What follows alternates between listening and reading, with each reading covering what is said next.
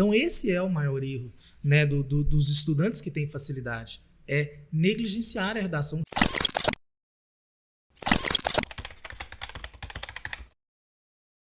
Bom dia! Mais uma terça chegando e, como é de praxe, você vai encontrar a gente sentado nessa mesa, né? Porque começa agora mais um chá de redação. Eu sou Rayane Oliveira, eu sou tutora pedagógica do quadro e também sou supervisora de conteúdo aqui da empresa, né? E eu trouxe meu convidado especial de toda terça, que é o Baltazar Ferreira.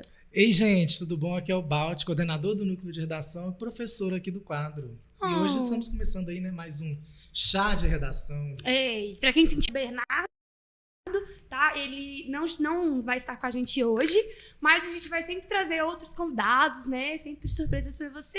E eu e o Balt vamos fazer uma ótima companhia pra você essa manhã, não se preocupe. Total. Vamos começar lembrando do último? Então o Balt vai fazer uma retrospectiva do nosso último chá de redação. Tá, o nosso último chá de redação, ele estava muito ligado, né, Rai, com o desespero, né, que os alunos estavam sentindo e que ainda perdura, né, a respeito do SISU, a respeito da nota, né, que já tinha saído e tudo mais.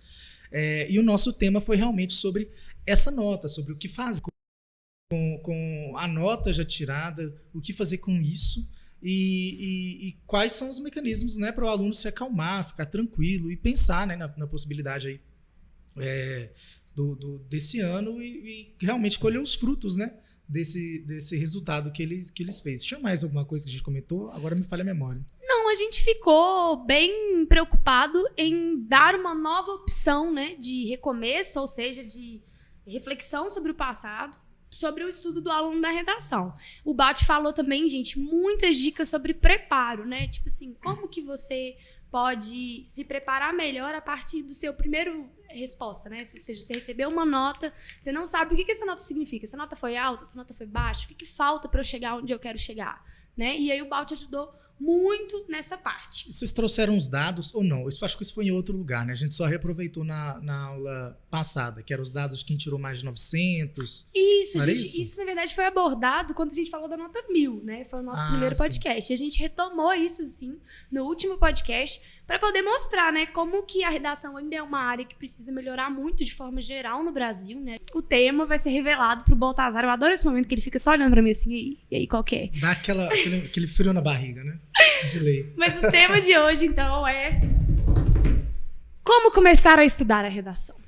Gente, esse tema foi escolhido porque nós estamos agora, né, de forma geral, começando o ciclo letivo dos candidatos para o vestibular de 2020. Ou seja, as pessoas que realmente querem conquistar a sua vaga já estão começando a estudar, algumas já até começaram antes, né? Mas em grande sua maioria, aqueles que estão começando o terceiro ano vão começar aí na próxima semana. E a gente quis, né, deixar bem claro para vocês as melhores dicas para que vocês possam começar com o pé direito essa preparação. E aí, Balt, você gostou do tema? Gostei bastante. Achei que tem muita coerência, né, com o que a gente estava falando semana passada e tô vendo que você está sendo ótima nisso. Escolher temas para a gente se preparar e ter realmente essa coerência. O tema é como começar a estudar a redação. Isso. Tá. Não, isso é muito importante porque, como você disse, várias pessoas já começaram, muitas pessoas, né? A turma 2020, por exemplo, aqui do quadro, começou em outubro, salvo engano, novembro, né? Ali, já no final, e já tem uma galera fazendo muita redação. A gente, por exemplo, esse final de semana, a gente já teve nosso primeiro simulado, né? Então, assim, em janeiro ainda, né? Então, gente, muita gente já tem preparado bastante para escrever uma redação, para fazer uma redação muito legal, e eu acho que agora é primordial, principalmente, né, para quem viu que vai ter, a gente sabe que as notas ainda não estão oficiais, mas muita gente já sabe que não vai dar para passar, né, no curso que quer, enfim, na universidade que quer, então já sabe que vai ter mais um ano aí de preparação, e para essas pessoas é muito importante já começar essa questão do planejamento. E o planejamento de redação ele não pode ser muito diferente das outras disciplinas, né? A gente tem sempre que pensar que ele tem que coexistir com as outras disciplinas, ter o seu horário merecido aí, dentro do quadro de horários do aluno, sempre fazer, né, Rai? A gente que já trabalhou com tutoria, a gente sempre fala sobre a importância da organização desses estudos, a importância de colocar, né, cada disciplina em seu devido lugar, tem uma ordem, tem uma coerência, tem um jeito mais fácil, tem um tempo por disciplina, né? A gente estudou várias técnicas para chegar no nosso modelo que a gente aborda aqui com nossos alunos. E este é o momento de preparar a organização. Não adianta chegar lá para maio e querer organizar, né, tudo pelo começo e tudo mais, vai perder tempo. O momento de organizar, o momento de testar, o momento de sentir realmente esse timing, né, ter esse feeling aí. Não, eu tô falando Amei. muitos termos técnicos aí em inglês, mas realmente esse é um momento de testar esse plano de estudos e realmente afiar ele, né, para ele chegar ao máximo, para a gente pensar em modificá-lo só bem mais adiante, quando a gente já tiver numa fase de revisão e preparação para o processo seletivo. Mas esse primeiro momento agora é realmente testar e vendo, colocando, né, qual disciplina vai colocar e, claro, com auxílio, né, de alguém que seja entendido no assunto. Mas amei o tema, então. Acabei me estendendo aí na resposta. Maravilhoso, mas tem que ser assim mesmo, tá? Eu adoro quando ele comenta, eu tenho certeza que vocês também. Então, bom dia, Gabriela, bom dia, Felipe, tá? Espero que vocês tenham gostado do tema e fica aí pra ouvir um pouquinho, beleza?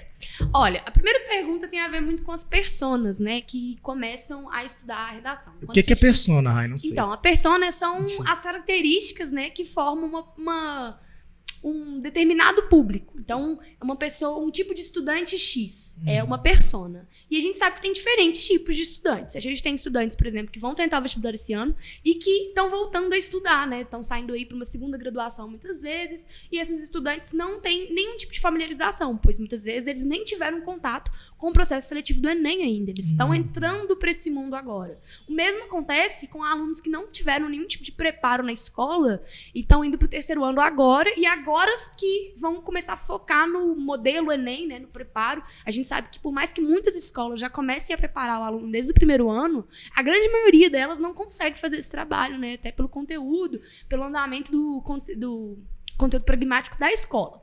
Mas, então a gente tem essa pessoa que chega sem nenhuma familiaridade sobre a estrutura do Enem, que é o que a gente precisa se familiarizar, né, Balti? O que a gente faz com esse aluno que está chegando, que não sabe nada, ou até mesmo com o aluno que está chegando e tem dificuldade e já sabe que tem dificuldade? Eu acho que ambos casos aí são dificuldades, né? São dificuldades diferentes, mas são empecilhos, né? São obstáculos. Há muitos alunos que chegam, por exemplo, aqui com essa primeira dificuldade que você falou, que é a respeito de não sou acostumado com o Enem, ou mudou muito no meu tempo, eu já estou muito tempo parado, né? Porque, por exemplo, se a gente pegar, por exemplo, propostas de redação da FUVEST muito antigas, eu fiz esse levantamento, né? Mas eu falo bem antigas mesmo, né? Lá para 1900 bolinha para trás. Existe uma proposta, por exemplo, Rai, que não fala de dissertação, não fala sobre gênero textual específico, mas fala, por exemplo, fala só assim, escreva um texto e termine com, sei lá, vamos subir na minha motoca. É uma coisa desse nível, ou seja, é muito aberto. Então, o pré-vestibular, ele modifica, aliás, o processo seletivo, ele modifica demais ao longo do tempo. Então, esses alunos que realmente se afastam, 10, 15, tem até mais, né, 20, 30 anos, né, de sala de aula, de redação, de processo seletivo, eles realmente têm uma dificuldade muito grande.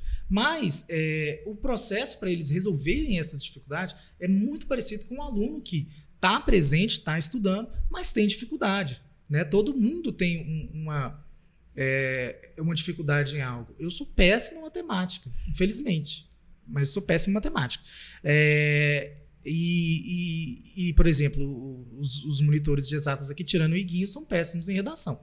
Né? Cada um tem uma predisposição.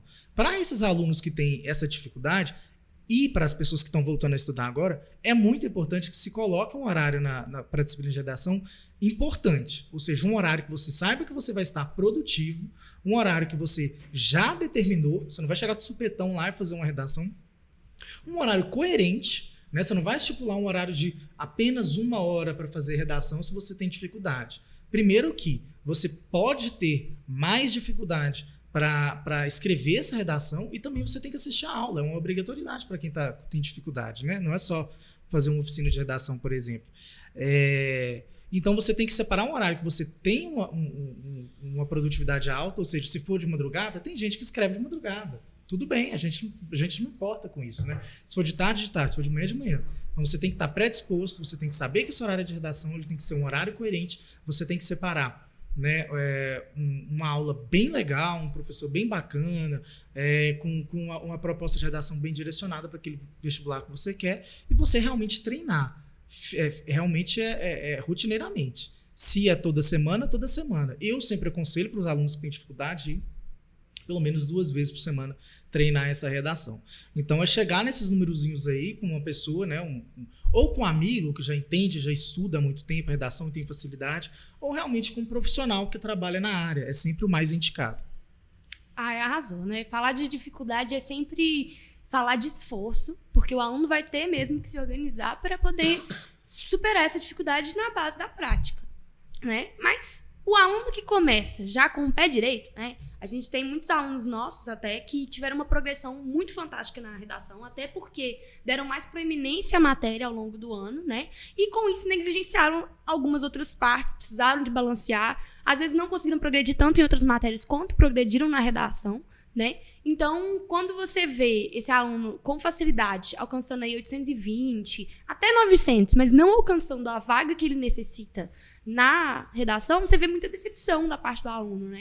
Ele sente que ele ainda vai ter que se preparar mais um ano novamente para poder cortar o dobrado nas outras matérias. Mas ele ainda não pode esquecer da redação, né, Balti? Então, como que ele faz para chegar com essa facilidade, né? E se organizar para continuar estudando a matéria? Esse talvez seja o maior erro do aluno na redação, Rai. É o aluno que se deu muito bem. A gente falou aqui de semana passada sobre vários pré-vestibulares que mascaram, né, a nota do aluno, colocam uma nota maior do que realmente, né, devia para aquela correção. E por ter essa confiança, essa nota boa, os alunos acabam por negligenciar, como você mesmo, você falou outras palavras, você foi mais gentil, mas acaba por negligenciar essa disciplina que é a redação e que vale pra caramba, né? Fazendo isso com muita confiança e treinando pouco, o que acontece com o aluno no processo seletivo? Ele às vezes se esbarra e ele tira aí entre 800 e 900, o que não é suficiente, por exemplo, para um aluno que quer medicina, né, ou um processo seletivo. Realmente a gente tem que manter uma média de pelo menos 880 aí. Isso aconteceu com muita gente. Muita gente veio me falar lá no meu Instagram, falou assim: Balt, nossa, o ano inteiro eu fui tirando nota boa, mais de 900, 920, 40, 960, tirei até 1000 um dia no simular do LAR, ganhei com decoração, blá blá blá, e na hora do processo seletivo eu me dei muito mal, tirei 800. Isso acontece mesmo. Então, esse é o maior erro, né, dos estudantes que têm facilidade. É negligenciar a redação, deixarem um horário fixo para ela, mas, por exemplo, fui mal na lista de matemática essa semana, não tenho mais horário, não quero ampliar os horários que eu tenho para estudar, vou colocar no horário de redação, semana que vem eu faço uma. Né? Então, em vez de 4 redações por mês, por exemplo, que é o mínimo que a gente pede, esse aluno acabava entregando 2, 3, e isso realmente prejudica demais. Então, o excesso de confiança na produção textual, ele pode vir com uma nota mediana alta, que não é o interesse de ninguém, né? A gente sempre preza pela excelência. Com certeza. E é isso, gente. Eu concordo com o Balt. Eu acho que a gente não pode ficar super confiante com nada. Não porque a gente não tem que valorizar nossas progressões, não. Pelo contrário, elas são motivo da gente continuar indo pra frente. Mas não adianta nada a gente falar: eu sou bom em algo, então não vou praticar mais. Esse que é o problema. O problema não é você se sentir confiante. Confiante é muito legal, muito positivo. Receber feedback positivo é primordial para o seu estudo. Agora, o importante é você não deixar isso te enganar, né? Você não deixar isso afetar a sua produtividade, seu rendimento na plataforma e realmente continuar com o planejamento. Por isso que essa etapa é fundamental, né? Essa etapa do ano é fundamental. Para você estipular e seguir, né? E já que nós estamos falando de organização de tempo, como que o aluno faz essa separação do momento da redação? Muita gente, eu sei, que tem aquela coisa assim: vou pôr no fim de semana. Não sei, vou pôr quando eu tiver tempo de manhã. Eu vou fazer 1 hora de produção textual. Acho que dá tempo, 1 hora para poder estudar redação na semana? Como que a gente faz essa separação de tempo? Tá. É por isso que é muito importante a gente aquecer na escrita, né? Por exemplo, aqui no quadro, vou dar esse exemplo porque eu acho muito interessante. Desde outubro, né, como a gente estava falando, novembro, estão entrando uma galera e a gente preparou, né, um módulo separado para essa galera que estava entrando, que estava antecipada, que estava querendo estudar antes, né? E esse módulo ele priorizava 3 grandes disciplinas, que é matemática, redação e linguagens, né, em geral, português e tudo mais. Então, essas 3 disciplinas unidas, elas valem muito mais da metade da prova. Sim. Né? Então, a gente já preparando esses alunos para eles testando realmente isso. como eu disse antes, a gente tem que ter um horário fixo, só que esse horário ele tem que ser pensado, ele tem que ser treinado e você tem que testar, né? Se você funciona melhor de manhã, de tarde, de noite, para escrever, é bem complicado. Eu, por exemplo, se me colocar para escrever 6 horas da manhã, não vai sair boa coisa, né? E principalmente também se eu já estiver cansado, né? Tem isso também. Como é que você vai escrever uma coisa? Porque, gente, redação é muito complicada. Você tem que escrever 30 linhas, sabe? Trazendo diversas coisas, conectando tudo, juntando tudo. É uma queima de neurônio muito forte. Então, você tem que selecionar realmente o momento que você não prejudica as outras disciplinas que você vai estudar e, ao mesmo tempo, você não comece cansado, né? Isso aí, é claro, é individual. Você precisa de ajuda de alguém e realmente de fazer um processamento aí para saber qual que vai ser o melhor horário para isso.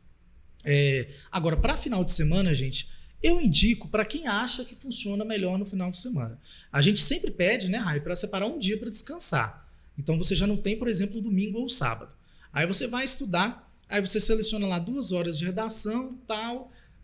Mais 2 horas, a gente vê que a gente, aqui no quadro, por exemplo, a gente fala que 2 horas é o máximo, né, de tempo que você tem para estudar uma coisa. Mas a gente tem que levar em conta, por exemplo, também a escrita textual e o tamanho da aula que você vai assistir. Então, às vezes, pode passar um pouquinho, pode diminuir um pouquinho.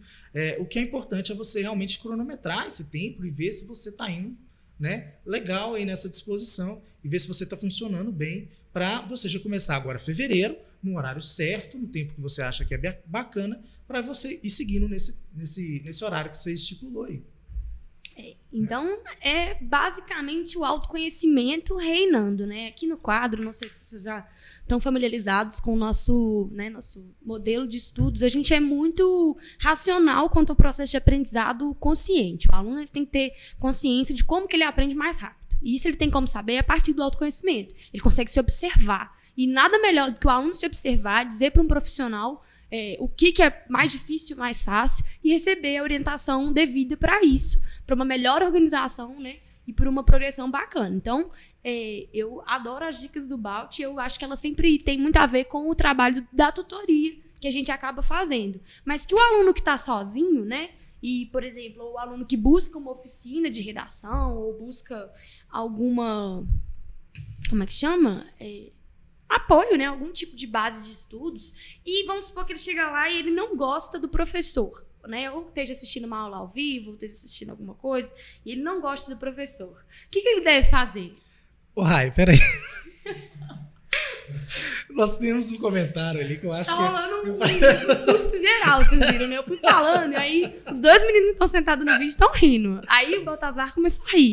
Aí agora eu tô tentando ler. Ricardo acabou de dizer assim, Baltazar, o mais brabo, ele está o quê? Certo.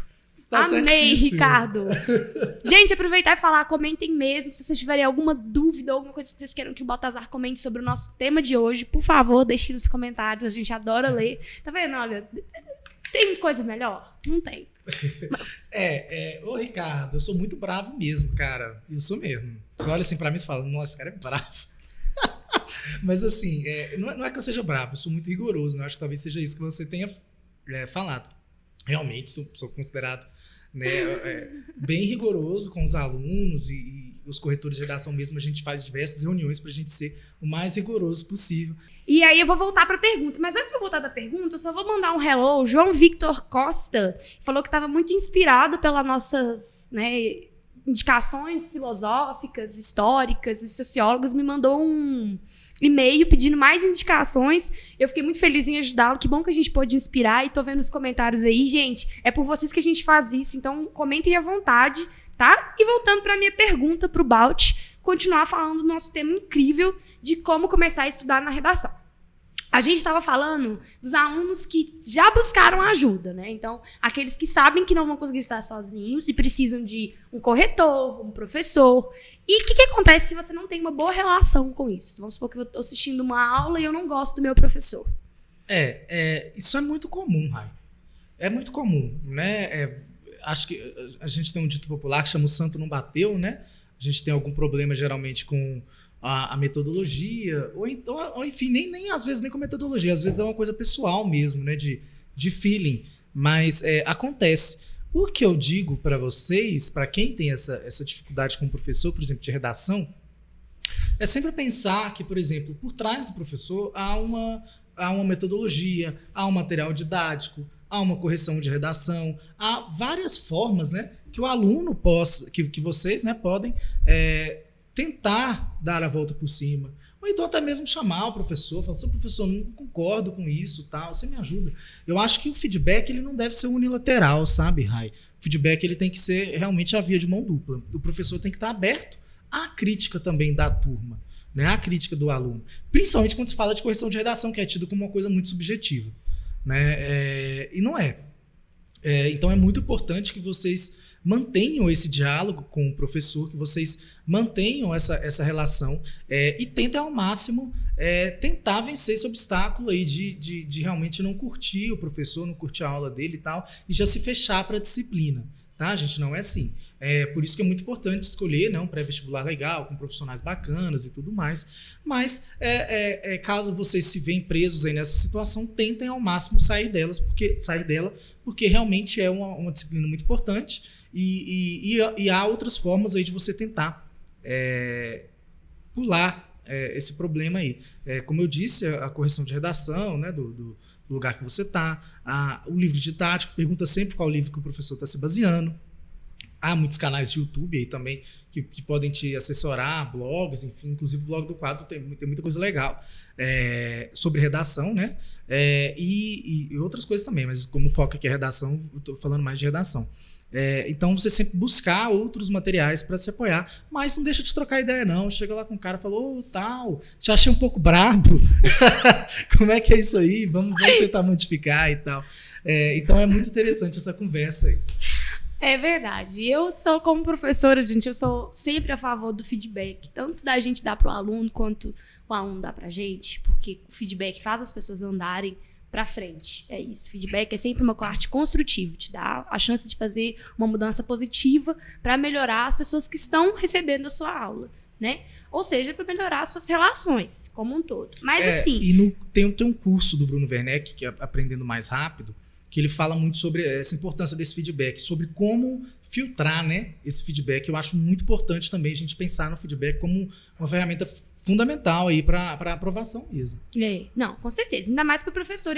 A gente sabe que a didática ela sempre vai se transformando à medida com que processos seletivos também se transformam, né? Então a gente tem sempre que se adequar a eles, mas eles também norteiam o nosso estudo de certa forma. Então, às vezes, a gente não gosta de uma coisa, acha que isso não tá legal na escola, mas aí quando você vai ver, isso na verdade é uma competência exigida por uma universidade. Então, o professor, na verdade, está tentando cercear você para que você possa acertar melhor, né? Para que você possa treinar melhor.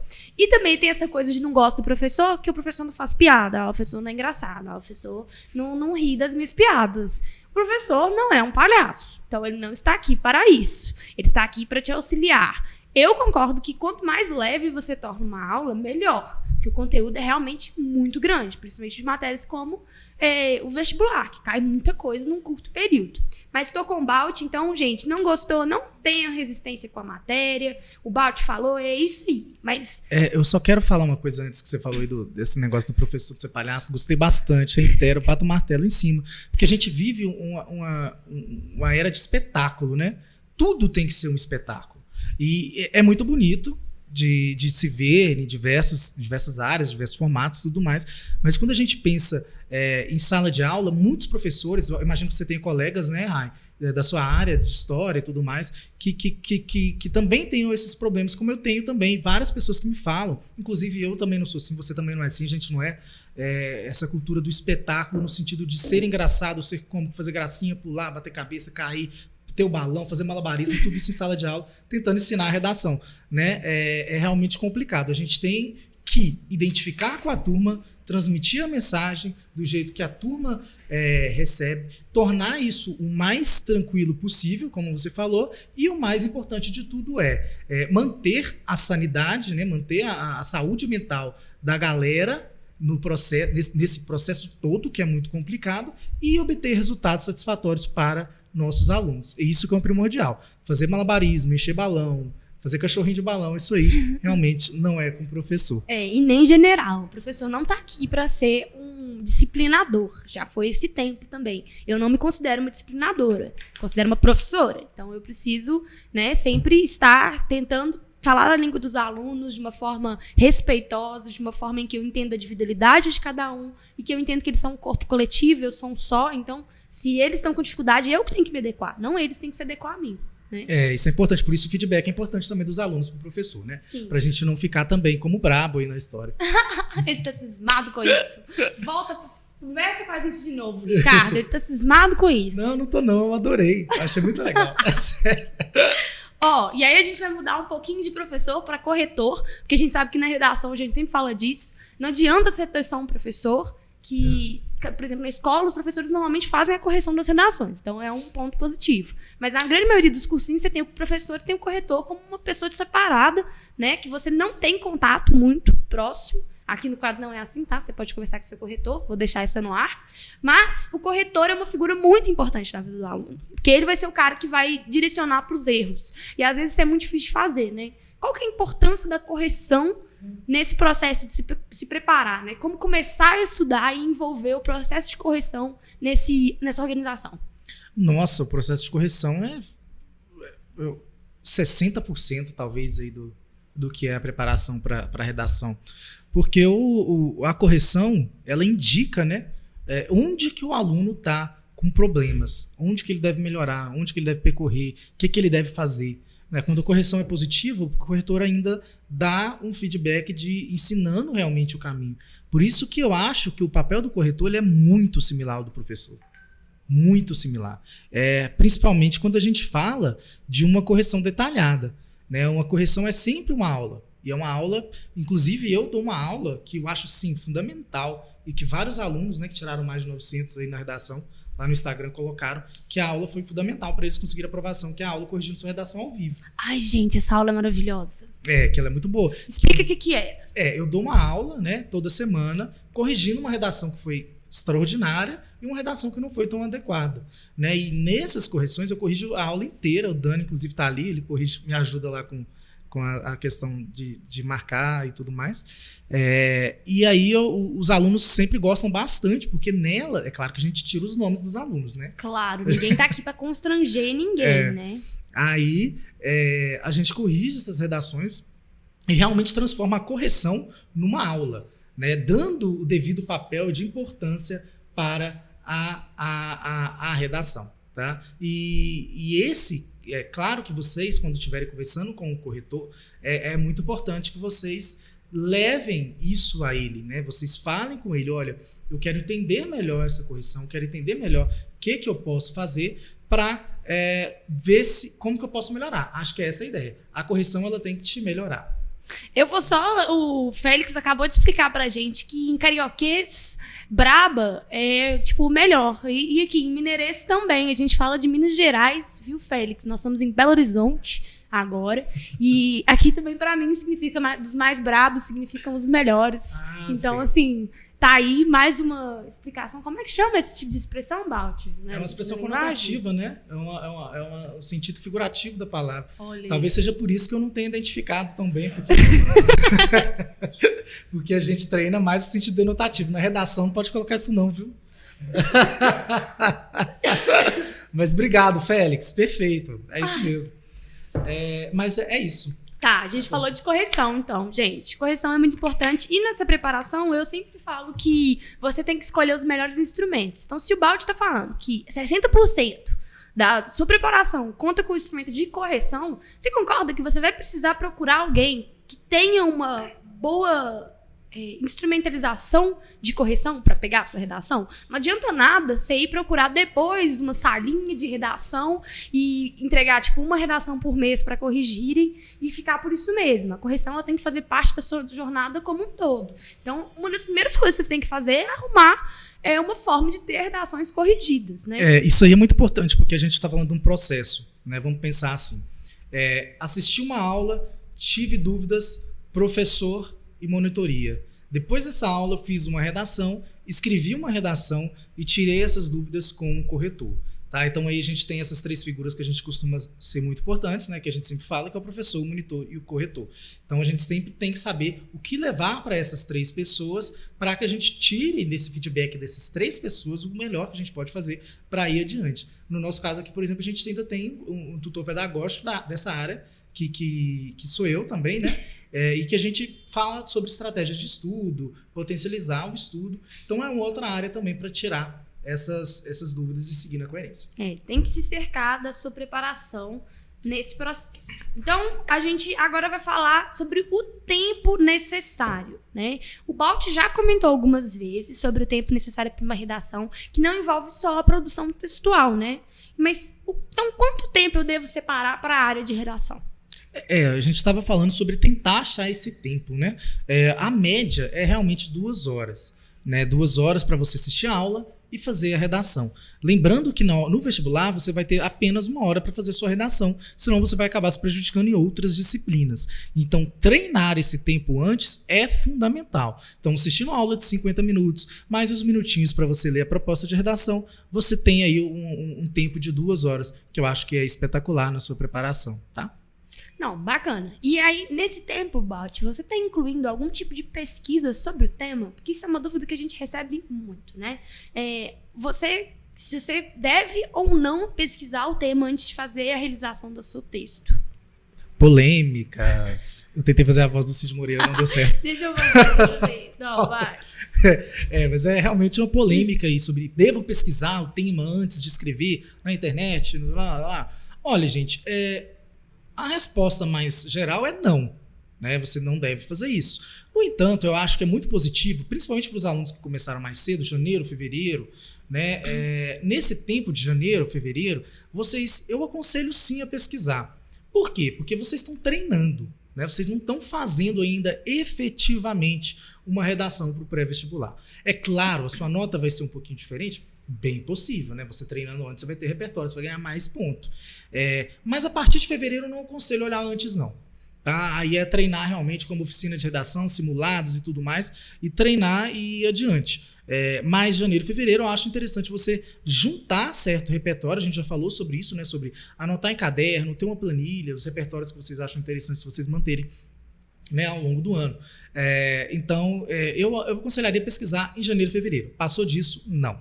Não, então arrasou, gente. Não é não, tá? E eu concordo muito, porque eu acho que parte do que a gente tinha conversado, né, no podcast de repertório cultural, vale muito a pena vocês assistirem, foi muito bacana, é que quando você tem um repertório cultural, ele não é construído da noite pro dia. Então não vai ser aqueles 15, meia hora antes de fazer uma redação que vai fazer com que você entenda ou tenha uma visão completa daquele tema, né, Balt? Eu sempre indico pros alunos que eles sejam pessoas informadas porque precisamos da informação, não só para que ela sirva para nós algo, né? Então se você mantém aí um contato constante com notícias, mantém uma leitura de artigos, né? Você é um cara que gosta de assistir aquele vídeo daquele canal top, né? A gente tem tantos canais bacanas, Manual do Mundo, gente, eu indico super, eu tenho visto muito, tô sendo muito fã. E tudo isso ajuda a gente a estar sempre antenado, né? Mas agora falando ainda de tempo, como é que eu controlo esse tempo que você falou da produção, Balt? Porque tudo bem, na hora eu vou ter 1 hora, no meu estudo eu vou ter 2. E se eu gastar 3 horas para fazer uma redação, como é que eu faço? Isso é muito bom. Muita gente pergunta técnicas para diminuir o tempo de escrever redação. E gasta 4 horas, 3 horas. Se você gastou isso no vestibular, você está ferrado. Já era, não tem jeito. Né? Então, aí, uma das táticas que eu aconselho muito para o aluno sempre cronometrar o tempo que ele está gastando efetivamente na produção textual. Tá? Vai lá escrever, cronometra, terminei a redação, parei. Não, estou gastando 1h30. Então, na próxima redação, você vai gastar 1h20. Você vai colocar o máximo 1h20. Escreveu a redação de 1h20, não importa onde você parou, envia a redação e tira a sua nota. Tá? Isso aí vai te colocando no tempo certo. Aí, quando você alcançar 1 hora, você vai ficar pleno. Vai ser difícil até chegar a 1 hora? Vai ser difícil. Mas aí você vai cronometrando e tirando aí 5, 10 minutinhos a cada redação, até que você se acostume. Por exemplo, gastava 1h30, consegui fazer 1h20, vou permanecer aqui no 1h20 por mais 2 redações, depois vou diminuir mais 10 minutinhos. Me dei mal nessa primeira redação, beleza, na segunda vou ser um pouquinho melhor, na terceira eu já me adequei, né? Aí você vai diminuindo. Eu acho uma dica sensacional. Eu também gostei. Temos uma dúvida. Eu tô conseguindo... Cadê meu óculos? Helena? Como o Manual do Mundo te deixa antenado para a redação? Então, o Manual do Mundo, ele fala muito sobre as aplicações práticas de questões ligadas à física, à química, entre outros, né? E muito disso ele vai falar sobre a evolução tecnológica como um todo dentro dessas matérias, mas até no nosso dia a dia, como que essas matérias, a evolução que elas têm, né, influenciam muito no nosso dia a dia. A gente sabe que um dos eixos, né, temáticos que o Enem, entre outras universidades, vão cobrar é sobre a tecnologia. Isso acaba aparecendo muito. A gente teve sobre a questão ética da tecnologia, inclusive falando sobre inteligência artificial, que muita gente nem sabe o que é. E eu, por exemplo, aprendi muito com o Manual do Mundo sobre vários tipos de inteligências artificiais e sobre como que é a produção disso.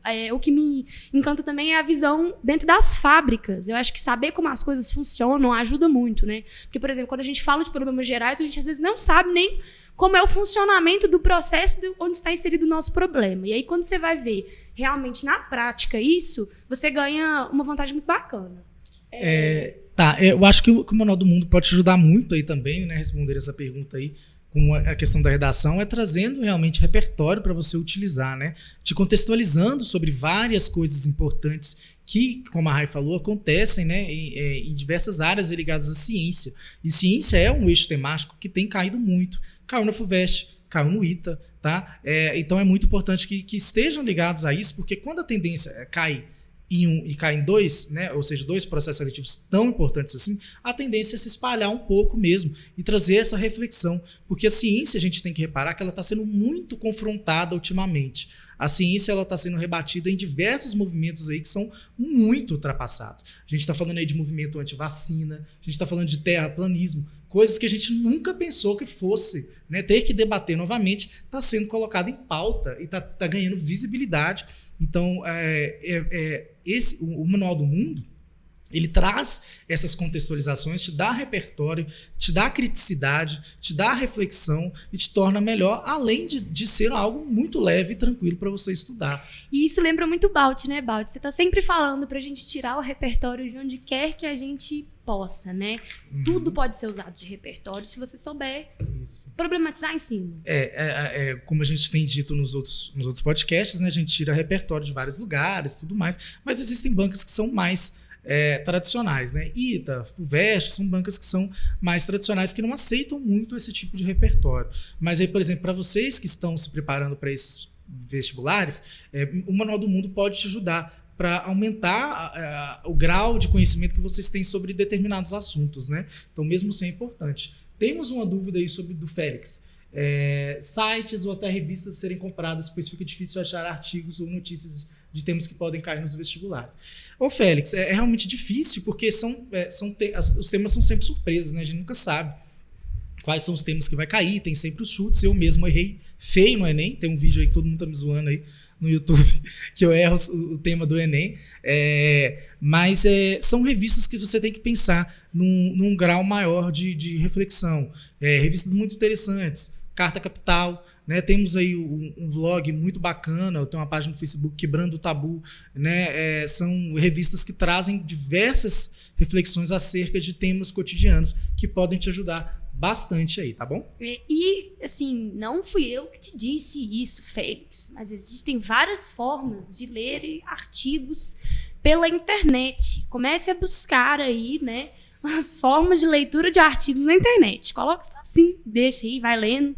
Porque, assim, tem muita coisa que fica disponibilizada na internet que não fica disponibilizada no papel, né? Então, você não vai ter acesso àquela revista física. Mas você consegue, a partir de blogs que comentam essas notícias, ou até mesmo outras formas, acessar essas revistas. E eu também sou muito fã dos vídeos informativos. Hoje a gente pode entrar no YouTube e ter acesso à informação feita por um jornal, né? Então, o G1 faz isso, inclusive. Então, você pensa assim, até o mais simples, né? Tá fazendo os vídeos informativos. Eu gosto muito do Nexo. Não sei se você já ouviu falar. O Nexo faz vídeos informativos e também solta artigos. Então, ambos são muito frutíferos. E o Nexo tem um aplicativo muito interessante, né, no celular, que você coloca e logo de manhã você já recebe as principais notícias do dia. Você, antes de sair de casa, já está mais que antenado. Temos uma dúvida de Esdras Araújo. Tem uma dúvida. Caso você se depara com um tema no tema no qual você não tem tanto conhecimento, como deveríamos, pelo menos, iniciar o processo de criação, de introdução e logo em seguida em desenvolvimento? Fantástica a sua pergunta. Primeiro, antes de fazer uma redação, fazer um rascunho sobre o que vai colocar na introdução, no desenvolvimento, na conclusão.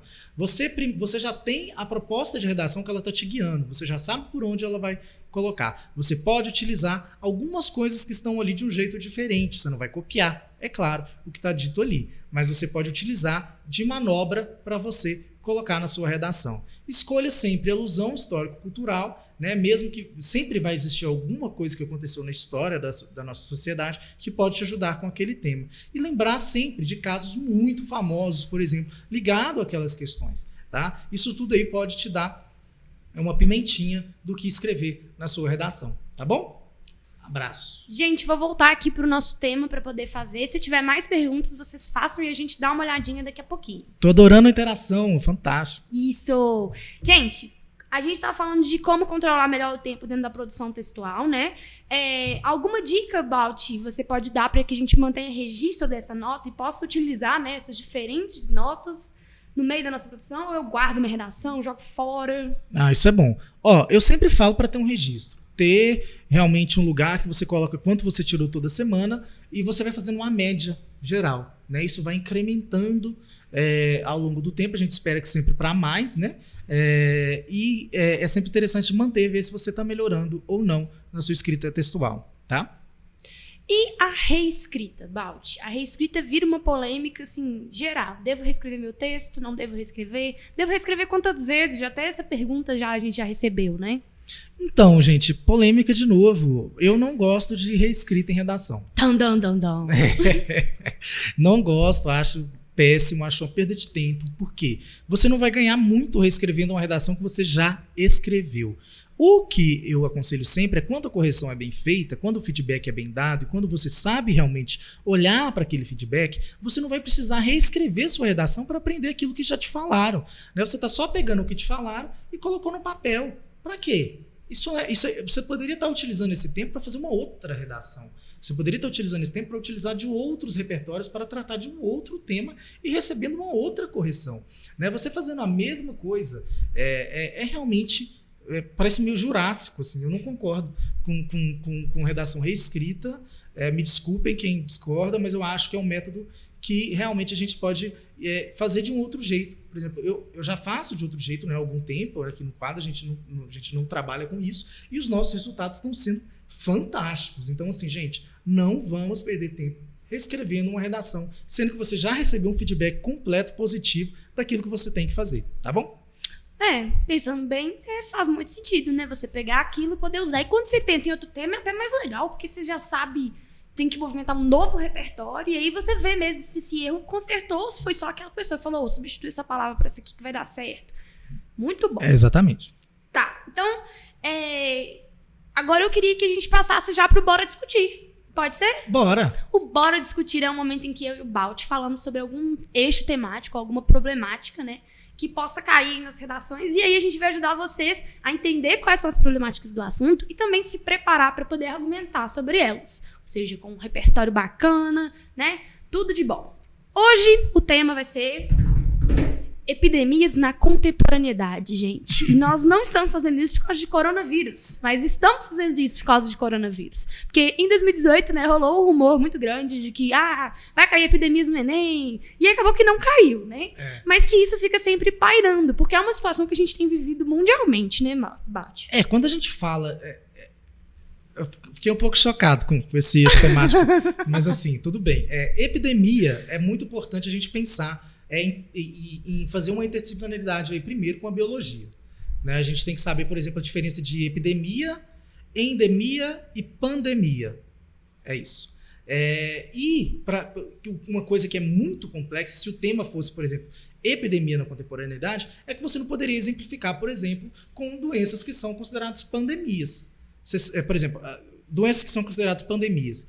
AIDS, gripe aviária, gripe suína, que são doenças que não estão num local só. Essa é a diferença. Né? A pandemia ela é como se fosse uma epidemia globalizada. Né? Enquanto a epidemia é um local só que há um surto. E se não me engano, há um número aí. Em cada 100 mil habitantes, 300 desses habitantes têm que ter tido alguma doença. Aí é considerado uma epidemia. Nós temos pandemias que estão aí há muito tempo, né, no mundo. AIDS, a própria obesidade é considerada por muitas pessoas uma pandemia, né? E já endemia é quando acontece em uma determinada localidade. Por exemplo, a gente tem casos sérios e constantes de malária no norte do Brasil, mas é só lá, né? Aqui ainda não tem. E essa doença continua acontecendo e é constante. Então, nós temos uma endemia. Isso aí, por exemplo, é muito interessante você trazer o conceito de epidemia para uma redação que cobre esse tema, né? Provavelmente pode trazer na proposta, é claro, mas às vezes a pessoa que está elaborando, a banca, né, que está elaborando, ela pode realmente puxar aí para esse peguinha para os alunos fugirem parcialmente. Né? Se você falar de pandemia ou de endemia, quando você está falando de epidemia, você vai perder aí pelo menos 200 pontos aí na sua redação. Né? E é fuga tangencial, às vezes até mais, dependendo de onde o aluno vai. Que estranho, né? Porque, tipo assim, é uma coisa que faz a gente pensar.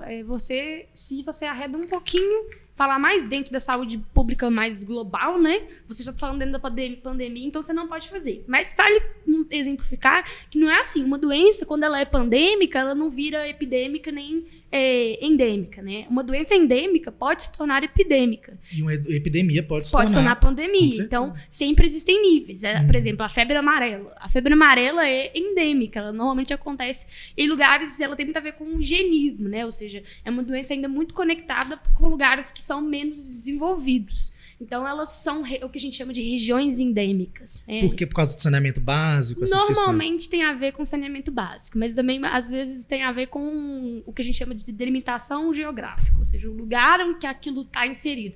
Climático, né, a ver com recursos naturais. Lugares que tem pouca água ou que as fontes de água são comprometidas podem sim ser também faixas endêmicas. Vírus que se desenvolvem melhor em um tipo de clima podem tornar uma região endêmica. E a epidemia, ela só vai realmente se concretizar quando você já tem mais casos, mas não só mais casos acontecendo num curto período de tempo. Né? Então, o que a gente tem aí, por exemplo, a febre amarela.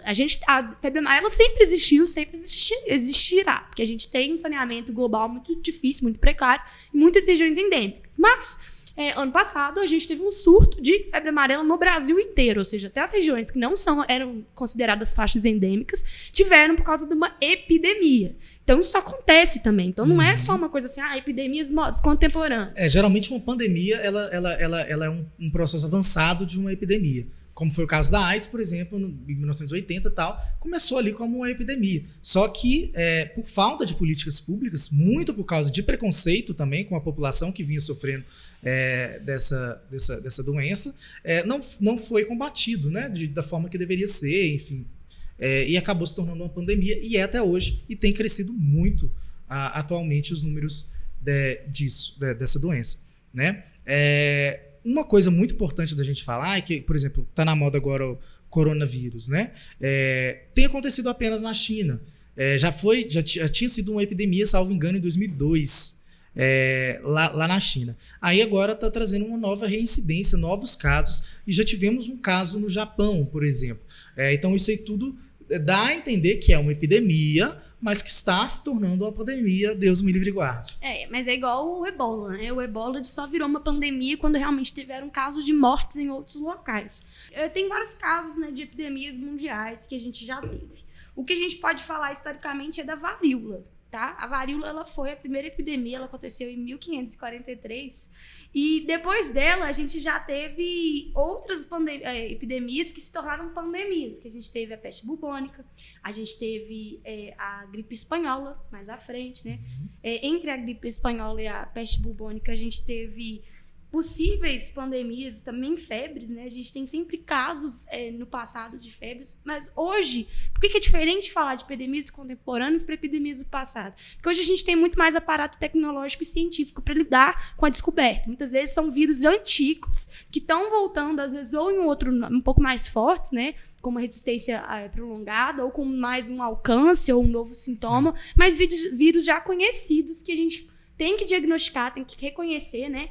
E lidar com eles. Então, as epidemias, elas podem ser diversas e elas podem voltar. E como você falou, a malária, gente, ela continua atacando muita gente aí em faixas endêmicas. A gente tem a tuberculose, por exemplo, que não conseguimos varrer do planeta. Ela continua aí. Ela não é contemporânea, mas é contemporânea. E é importante a gente falar, por exemplo, sobre o quanto que alguns movimentos prejudicam. A gente já falou aqui do movimento antivacina, vamos reiterar esse grau de epidemia ou pandemia e tudo mais. Porque realmente há uma ignorância muito grande e um desconhecimento pleno a respeito de vacinação ainda no mundo.